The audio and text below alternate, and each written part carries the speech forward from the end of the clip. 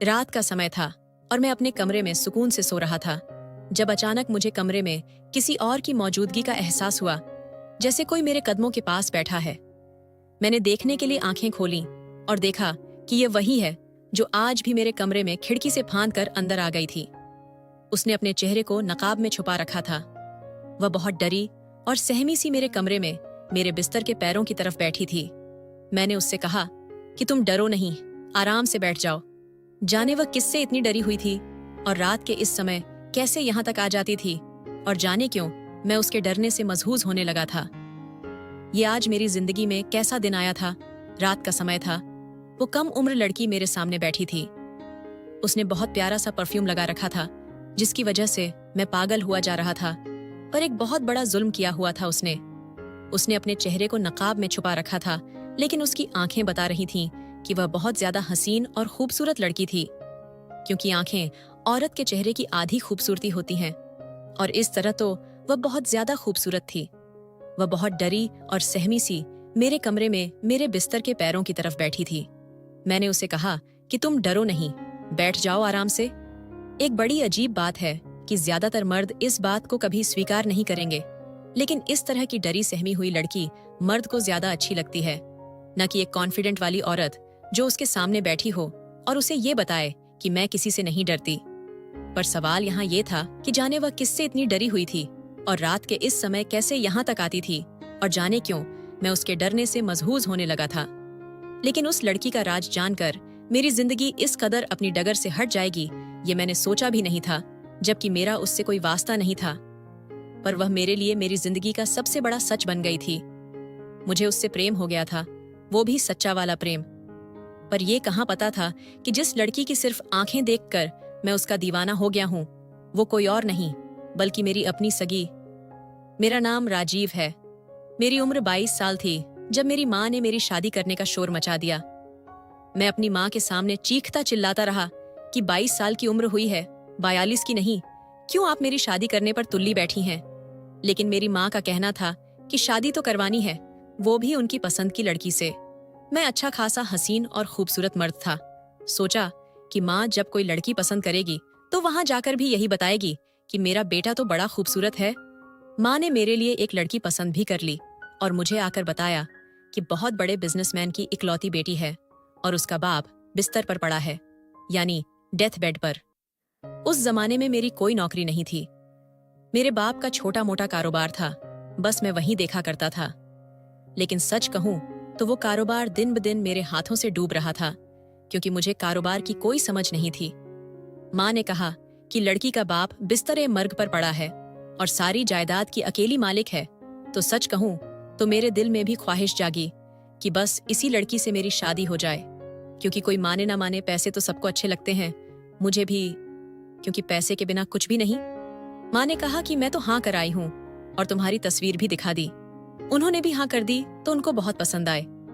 मैंने उनसे कहा कि मुझे भी लड़की की तस्वीर दिखा दें, तो माँ का कहना था कि तुमने तस्वीर देखकर क्या करना है पागल, तू बस उसकी दौलत देख, पैसे देख, तुझे तो और कुछ सोचना भी नहीं चाहिए। अरे अगर लड़की की एक टांग भी नहीं हो तब भी तुझे हाँ ही कहना चाहिए।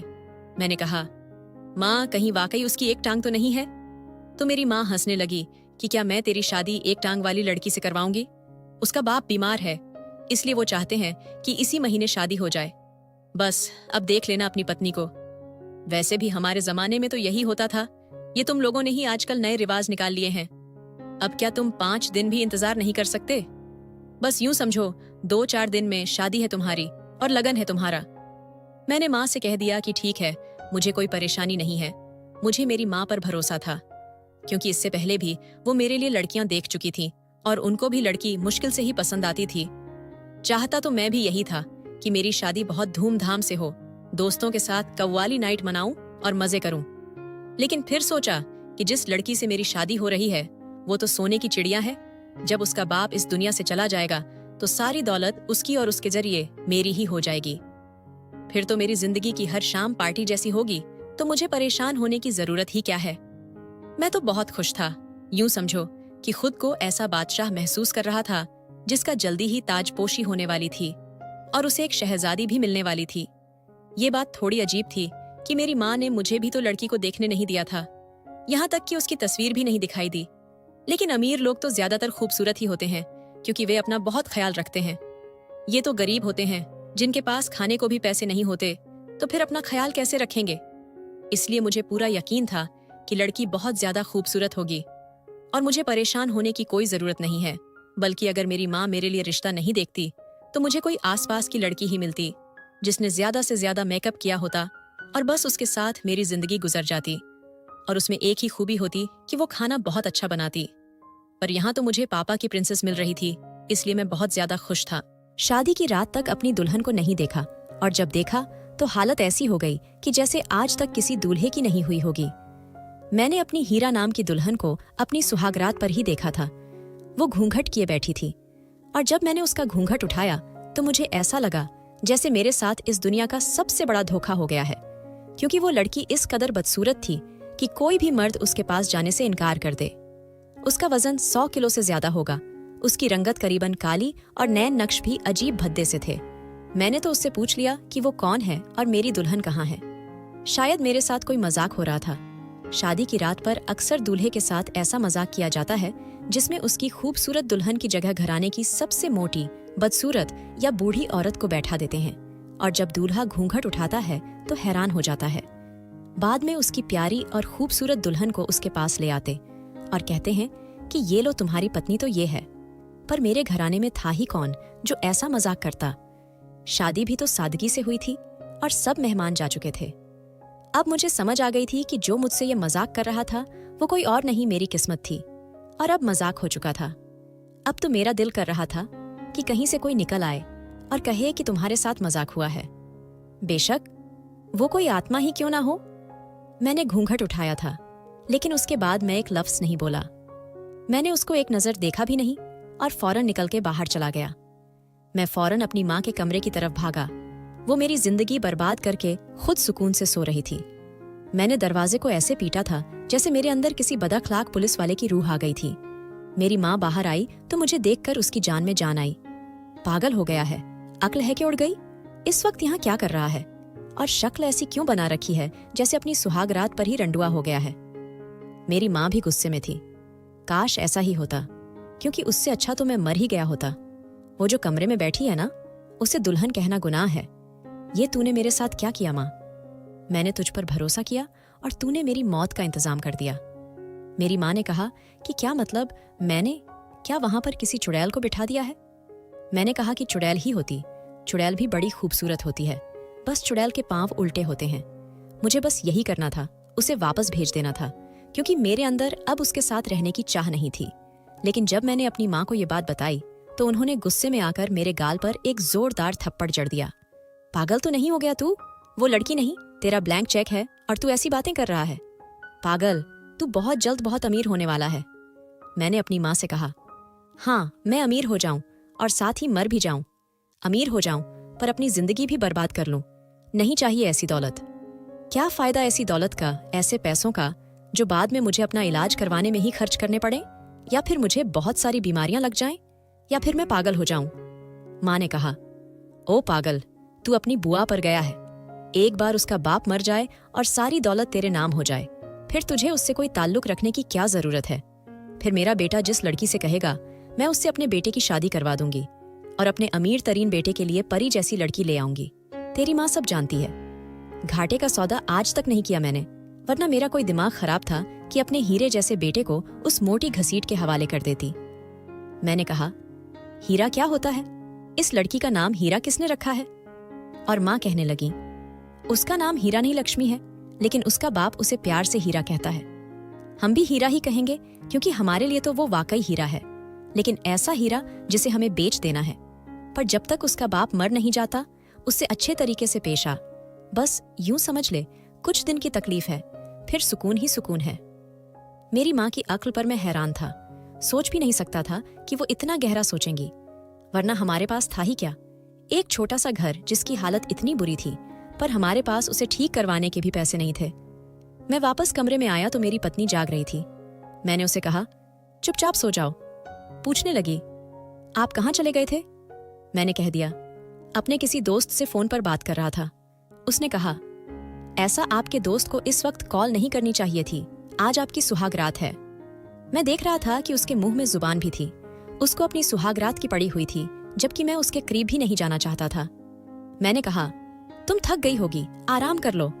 उसने कहा, मुझे आपसे एक जरूरी बात करनी थी, जिसके बाद शायद आप बहुत गुस्सा हो जाएंगे, पर यह बहुत जरूरी है। मैंने कहा, बोलो, मैं सुन रहा हूं। तो उसने मुझे एक ऐसी बात बताई जो कि अगर किसी भी पति को बताई जाती तो वह हत्थे से ही उखड़ जाता, पर मेरे लिए यह किसी खुशखबरी जैसी थी। जब तक मेरे बाबा बीमार हैं, मैं रोज रात को अपने घर ही रहा करूंगी, क्योंकि रात को बाबा का ख्याल रखने की जरूरत होती है और नौकरों पर मैं भरोसा नहीं कर सकती। मेरे पास अपनी अमीर पत्नी की नजरों में अच्छा बनने और अपनी जान बचाने का बहुत अच्छा मौका था।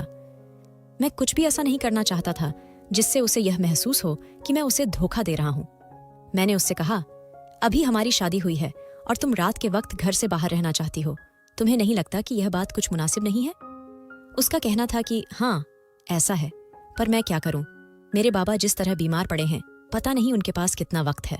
मेरे लिए यह वक्त बहुत जरूरी है कि मैं उनकी सेवा कर लूं, ताकि मेरी उनके साथ कुछ अच्छी यादें बन जाएं। वह सारी जिंदगी बाहर ही रहे और पैसे कमाने की मशीन बने रहे। उन्होंने हमारे लिए करोड़ों कमाए। ये बातें सुनकर तो मैं दिल ही दिल में बहुत खुश हो रहा था।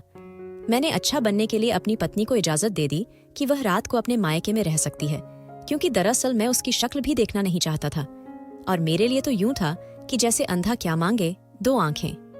रिसेप्शन की रस्म में बैठकर शाम को ही मेरी पत्नी अपने माँ बाप के घर चली गई और मैंने सुख का सांस लिया। लेकिन उसी रात कुछ ऐसा हुआ कि मेरा सुकून बर्बाद हो गया। रात को सुकून से अपने कमरे में सो रहा था जब मुझे हल्की सी दस्तक सुनाई दी। यह दस्तक बहुत हल्की थी, पर बहुत जल्दी जल्दी में दी जा रही थी। मैंने देखा तो इधर मेरे कमरे का दरवाजा खुला हुआ था। फिर यह दस्तक कौन दे रहा था? मैं नींद से जाग ही गया और मैंने महसूस किया कि यह दस्तक मेरे कमरे की खिड़की पर आ रही है और मेरे कमरे की खिड़की बाहर गली में खुलती है। मैं हैरान हुआ कि यह कौन हो सकता है, लेकिन अब दस्तक के साथ साथ आवाज भी आई, और यह आवाज बहुत ही नौजवान और खूबसूरत थी। कोई लड़की थी। वह कह रही थी कि दरवाजा खोलो, मैं बहुत मुसीबत में हूं। जब सुना कि कोई मुसीबत में है तो खिड़की खोल दी और सामने खड़ी उस लड़की को देखकर हैरान रह गया। उसने अपने चेहरे को नकाब से और बदन को चादर में छुपा रखा था, लेकिन उसकी आंखें बता रही थीं कि ये आंखें किसी खूबसूरत इंसान की हैं। मैंने उससे अंदर आने को कहा और वह मेरा हाथ पकड़कर खिड़की के अंदर फांद कर कमरे में आ गई। उसने कमरे में आते ही मेरे हाथ जोड़ दिए और कहने लगी कि मैं बहुत मुसीबत में हूं, मेरी मदद करो। वह मेरे कदम में बैठ गई कि मुझे पनाह दे दो। मैं हैरान भी था और घबरा भी गया। फौरन अपने कमरे का दरवाजा बंद कर दिया। मैंने उससे पूछा कि कैसी मुसीबत? क्या तुम्हारे पीछे कुछ लोग बड़े हैं? अगर तुम कहती हो तो मैं पुलिस को बुलाता हूँ। उसका कहना था कि नहीं, पुलिस को नहीं बुलाना, मैं आपको कुछ नहीं बता सकती, बस मुझे थोड़ी देर के लिए इस कमरे में पनाह दे दो, आज की रात के लिए। मैंने उससे कहा कि मैं तुम्हें कैसे पनाह दे सकता हूँ, मेरे घर में मेरी माँ है और उसने जो हमें देख लिया तो वह 1000 सवाल करेगी, फिर पनाह कैसे दूं? उसने कहा, मुझे बस इस कमरे में बैठने दें, आपकी बड़ी मेहरबानी होगी। मैं थोड़ी देर यहीं पर बैठी रहूंगी, मैं कुछ बोलूंगी भी नहीं, आपको किसी मुसीबत में नहीं डालूंगी, बस मुझे बचा लें। मैंने कहा, ठीक है, तुम इस कमरे में आज की रात के लिए रुक सकती हो। वह लड़की मेरे कमरे में ही रखे एक सोफे पर बैठ गई। कमरे को हैरान होकर देख रही थी कि यह किसी नए शादीशुदा जोड़े का कमरा है, क्योंकि यहाँ पर सामान भी नया मौजूद था और अभी तक मेरे बेड पर सजावट भी लगी हुई थी। उसने मुझसे सिर्फ एक सवाल किया, आप शादीशुदा हैं? मैंने कहा, नहीं, मैं शादीशुदा नहीं हूं। कमरा मेरे भाई की पत्नी के लिए सजाया गया था और वह अपनी पत्नी को लेकर बाहर के मुल्क चला गया है और अब यह कमरा मेरा हो गया है। जाने क्यों मैं उससे सच बताना नहीं चाहता था।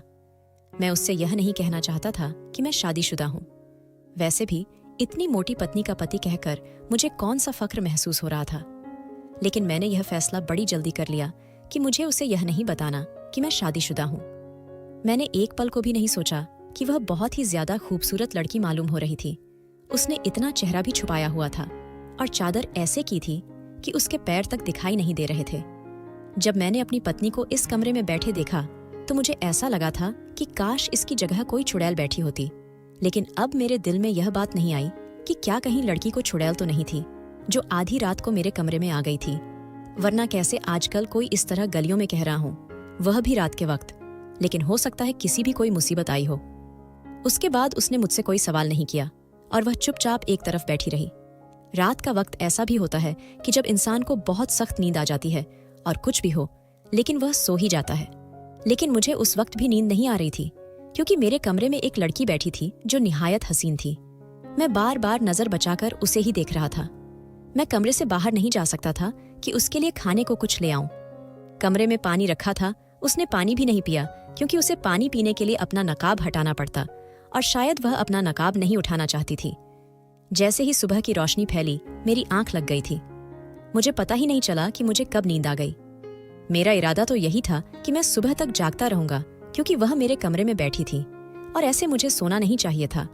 लेकिन मुझे नींद आ गई थी और जब मैंने सुबह आसपास देखा तो वह कहीं पर भी मौजूद नहीं थी। वो कमरे से निकलकर खिड़की के रास्ते ही वापस चली गई। मैं यही सोच रहा था कि यह मेरे साथ हुआ क्या, कि एक अनजान लड़की ने सारी रात मेरे कमरे में गुजारी, लेकिन मैं उसकी शक्ल भी न देख सका। उसके वजूद से उठने वाली खुशबू अभी भी मुझे मेरे कमरे में महसूस हो रही थी।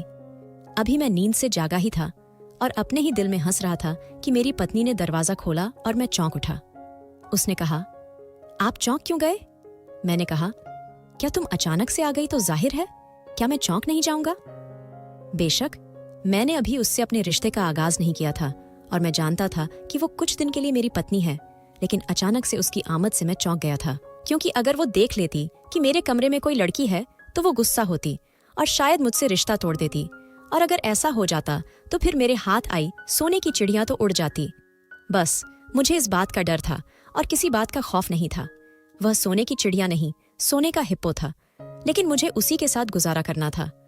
मेरी माँ ने मुझे यह भी कहा था कि तूने उसके साथ इस तरह रहना है जैसे तू उसे बहुत ज्यादा प्यार करता है। उसको एक जगह भी यह कहने की जरूरत नहीं कि तुम खूबसूरत हो या मोटी हो। तेरी जबान से ऐसी कोई बात ना निकले, बल्कि तूने उसे बहुत ज्यादा खुश रखना है, ताकि जब तक उसके बाप की जान में जान है उसका बहुत ख्याल रखना होगा। मैंने उसके बाप की हालत के बारे में डॉक्टर से पूछा है। डॉक्टर ने कहा है कि कोई उम्मीद नहीं है, आज गया या कल गया, कुछ दिन का मेहमान है, इसलिए हमें उस लड़की को बहुत खुश रखना होगा। वह यह समझने पर मजबूर हो जाए कि हम ही उसके परिवार हैं और उसका इस दुनिया में हमारे अलावा कोई भी नहीं है, ताकि जब उसके बाप का इंतकाल हो जाए तो वह अपने सारे राज हमसे शेयर करे, हमसे मशवरा मांगे और हम उसे बताएंगे क्या करना है, कैसे करना है। जाहिर है वह सारा कारोबार तेरे हाथ में दे देगी और खुद घर की चिड़िया बनकर बैठ जाएगी, और जैसे ही सब कुछ तेरे हाथ में आ जाए तो उसे रास्ते से हटाना बहुत ही आसान हो जाएगा। इसमें थोड़ा वक्त लगेगा, बहुत सफर करना पड़ेगा और पूरी उम्र लग जाती है इतने सारे पैसे कमाने में। अगर हमारा साथ 1.5 साल भी लगा तो क्या बुरा है? मैंने कहा, इतनी जल्दी आ गई तो? कहने लगी, हाँ, मैंने सिर्फ रात को रहने का कहा था।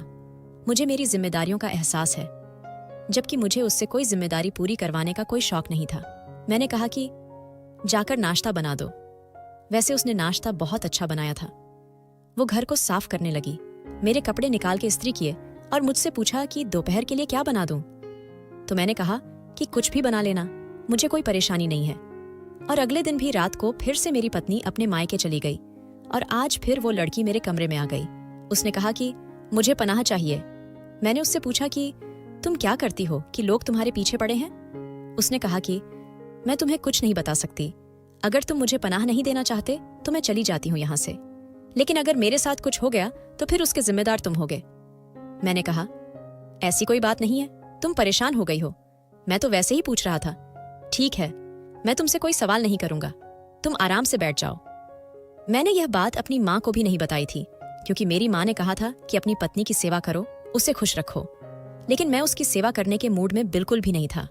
वो जाती तो मैं शुक्र अदा करता था कि मेरी जान छूट गई, लेकिन पूरा दिन मेरी बहुत सेवा करती थी, मेरे जूते तक साफ करती थी, मुझसे हर बात पूछती थी, लेकिन उसकी तरफ गौर से देखा ही नहीं था। मेरे ख्यालों में तो दिन भर वो नकाब पोश हसीना फिरती रहती थी, जो हर रात मेरे कमरे में आकर मेरी नजरों के सामने बैठकर मेरा दिल जलाया करती थी। एक दिन मेरी पत्नी ने कहा कि आज मैं नहीं जाती, आज मेरा दिल नहीं कर रहा, आज मैं आपके पास ही रहूंगी। लेकिन यह सोचकर तो मैं थरथर कांपने लगा कि अगर आज वो लड़की दीवार फांद कर अंदर आ गई तो अपनी पत्नी को क्या जवाब दूंगा, मेरे हाथ से निकल जाएगी। मैंने कहा कि नहीं, तुम चली जाओ, तुम्हें जाना चाहिए, तुम्हारे पापा को तुम्हारी जरूरत होगी। ऐसे कैसे हो सकता है कि बीमार बंदा हो और हर रोज एक काम की आदत हो? वो तुम्हारा उनके साथ रहना जरूरी है। तुम्हारे साथ से उनको खुशी मिलती होगी। तुम आज नहीं जाओगी, और अगर उनको आज रात कुछ हो गया तो। उसने मुझे अचानक घूर कर देखा कि जैसे कह रही हो कि किस किस्म की बातें कर रहे हो। मैंने कहा कि मेरा यह मतलब नहीं था, लेकिन देखो, उनकी हालत ऐसी है कि जब कोई शख्स ऐसे बिस्तर मर्ग पर पड़ा हो तो फिर उसका क्या पता चलता है। कहीं ऐसा न हो कि आज की रात उनकी आखिरी रात हो और तुम आखिरी बार उनसे मिल भी ना पाओ। मैंने अपनी पत्नी को बहुत डरा दिया। मेरी पत्नी मान गई कि आप ठीक कह रहे हैं, मुझे जाना चाहिए, लेकिन इस दफा मुझे खुद छोड़कर आएं, मेरे बाबा से भी मिल लीजिएगा। मैंने कहा, हाँ क्यों नहीं, आपको खुद ही छोड़कर आता हूं। मैं अपनी पत्नी को छोड़ने गया।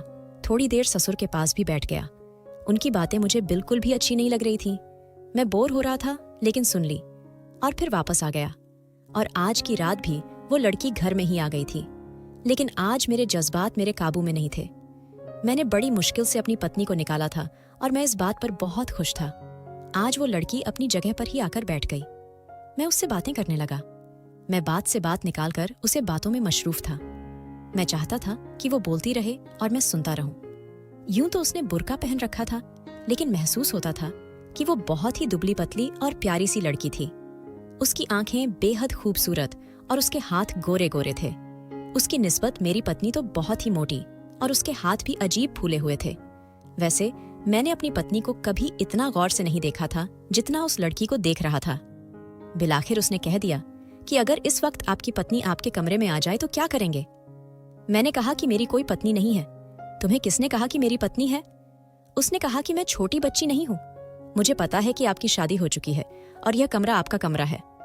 खैर, आपने मुझसे झूठ बोला तो कोई बात नहीं, हो सकता है मैंने भी आपसे कोई झूठ बोला हो। शादी की रात तक अपनी दुल्हन को नहीं देखा, और जब देखा तो हालत ऐसी हो गई कि जैसे आज तक किसी दूल्हे की नहीं हुई होगी। मैंने अपनी हीरा नाम की दुल्हन को अपनी सुहागरात पर ही देखा था। वो घूंघट किए बैठी थी, और जब मैंने उसका घूंघट उठाया तो मुझे ऐसा लगा जैसे मेरे साथ इस दुनिया का सबसे बड़ा धोखा हो गया है, क्योंकि वो लड़की इस कदर बदसूरत थी कि कोई भी मर्द उसके पास जाने से इनकार कर दे। उसका वजन 100 किलो से ज्यादा होगा। उसकी रंगत करीबन काली और नैन नक्श भी अजीब भद्दे से थे। मैंने तो उससे पूछ लिया कि वो कौन है और मेरी दुल्हन कहाँ है। शायद मेरे साथ कोई मजाक हो रहा था। शादी की रात पर अक्सर दूल्हे के साथ ऐसा मजाक किया जाता है जिसमें उसकी खूबसूरत दुल्हन की जगह घराने की सबसे मोटी, बदसूरत या बूढ़ी औरत को बैठा देते हैं, और जब दूल्हा घूंघट उठाता है तो हैरान हो जाता है। बाद में उसकी प्यारी और खूबसूरत दुल्हन को उसके पास ले आते और कहते हैं कि ये लो तुम्हारी पत्नी तो ये है। पर मेरे घराने में था ही कौन जो ऐसा मजाक करता। शादी भी तो सादगी से हुई थी और सब मेहमान जा चुके थे। अब मुझे समझ आ गई थी कि जो मुझसे ये मजाक कर रहा था वो कोई और नहीं, मेरी किस्मत थी, और अब मजाक हो चुका था। अब तो मेरा दिल कर रहा था कि कहीं से कोई निकल आए और कहे कि तुम्हारे साथ मजाक हुआ है। बेशक वो कोई आत्मा ही क्यों ना हो। मैंने घूंघट उठाया था, लेकिन उसके बाद मैं एक लफ्ज़ नहीं बोला। मैंने उसको एक नज़र देखा भी नहीं और फौरन निकल के बाहर चला गया। मैं फौरन अपनी माँ के कमरे की तरफ भागा। वो मेरी जिंदगी बर्बाद करके खुद सुकून से सो रही थी। मैंने दरवाजे को ऐसे पीटा था जैसे मेरे अंदर किसी बदअखलाक पुलिस वाले की रूह आ गई थी। मेरी माँ बाहर आई तो मुझे देखकर उसकी जान में जान आई। पागल हो गया है, अक्ल है कि उड़ गई? इस वक्त यहाँ क्या कर रहा है?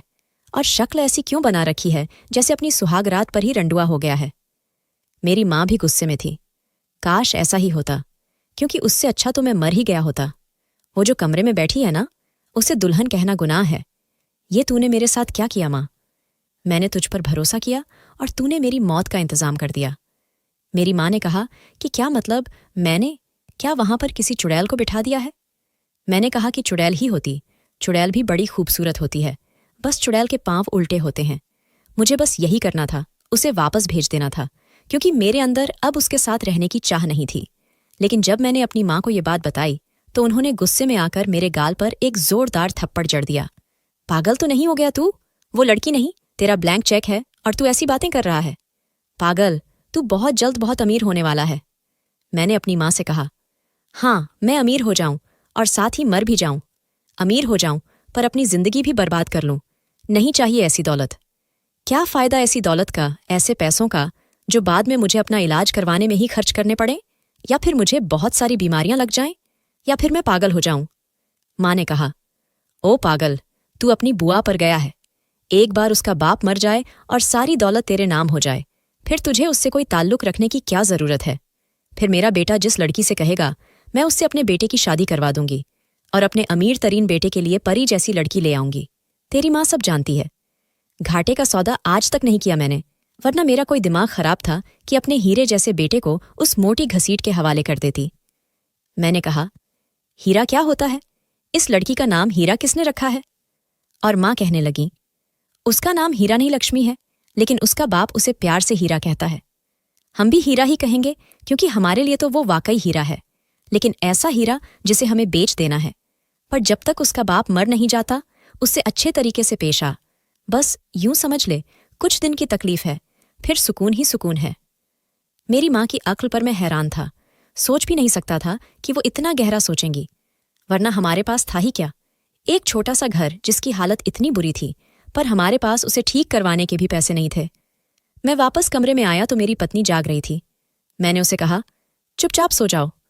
पूछने लगी, आप कहाँ चले गए थे? मैंने कह दिया, अपने किसी दोस्त से फोन पर बात कर रहा था। उसने कहा, ऐसा आपके दोस्त को इस वक्त कॉल नहीं करनी चाहिए थी, आज आपकी सुहागरात है। मैं देख रहा था कि उसके मुंह में जुबान भी थी। उसको अपनी सुहागरात की पड़ी हुई थी, जबकि मैं उसके करीब भी नहीं जाना चाहता था। मैंने कहा, तुम थक गई होगी, आराम कर लो। उसने कहा, मुझे आपसे एक जरूरी बात करनी थी, जिसके बाद शायद आप बहुत गुस्सा हो जाएंगे, पर यह बहुत जरूरी है। मैंने कहा, बोलो, मैं सुन रहा हूं। तो उसने मुझे एक ऐसी बात बताई जो कि अगर किसी भी पति को बताई जाती तो वह हत्थे से ही उखड़ जाता, पर मेरे लिए यह किसी खुशखबरी जैसी थी। जब तक मेरे बाबा बीमार हैं, मैं रोज रात को अपने घर ही रहा करूंगी, क्योंकि रात को बाबा का ख्याल रखने की जरूरत होती है और नौकरों पर मैं भरोसा नहीं कर सकती। मेरे पास अपनी अमीर पत्नी की नजरों में अच्छा बनने और अपनी जान बचाने का बहुत अच्छा मौका था। मैं कुछ भी ऐसा नहीं करना चाहता था जिससे उसे यह महसूस हो कि मैं उसे धोखा दे रहा हूं। मैंने उससे कहा, अभी हमारी शादी हुई है और तुम रात के वक्त घर से बाहर रहना चाहती हो। तुम्हें नहीं लगता कि यह बात कुछ मुनासिब नहीं है? उसका कहना था कि हाँ, ऐसा है, पर मैं क्या करूं? मेरे बाबा जिस तरह बीमार पड़े हैं, पता नहीं उनके पास कितना वक्त है। मेरी पत्नी घर से चली गई और मेरी माँ को भी इस सब का पता चल गया। मेरी माँ ने मुझे इतना कोसा, यहां तक कह दिया कि तुम मेरा बेटा हो ही नहीं सकते। मेरी पत्नी अपने घर चली गई और 1 हफ्ते बाद उसने तलाक का नोटिस भेज दिया। उसे मनाने की बहुत कोशिश की, लेकिन वो सब कुछ जान चुकी थी, इसलिए वो कभी भी वापस आने वाली नहीं थी। उसने मुझसे तलाक ले लिया और अपनी जिंदगी में वापस चली गई। फिर मुझे पता चला कि उसके बाप भी ठीक हो गए और उसकी बीमारी खत्म हो गई, और अब वो फिर से किसी इंसान के साथ शादी कर रही है जो उसकी तरह का बहुत अमीर है। मैं बस इतना कहना चाहूंगा कि मैं लालच में आकर सबसे पहले अपनी पत्नी की नजरों में गिर गया और सारा कुछ खराब हो गया। सच कहते हैं, लालच बुरी बला है। दोस्तों, वीडियो कैसा लगा कमेंट करके जरूर बताएं। वीडियो को लाइक और चैनल को सब्सक्राइब जरूर करें।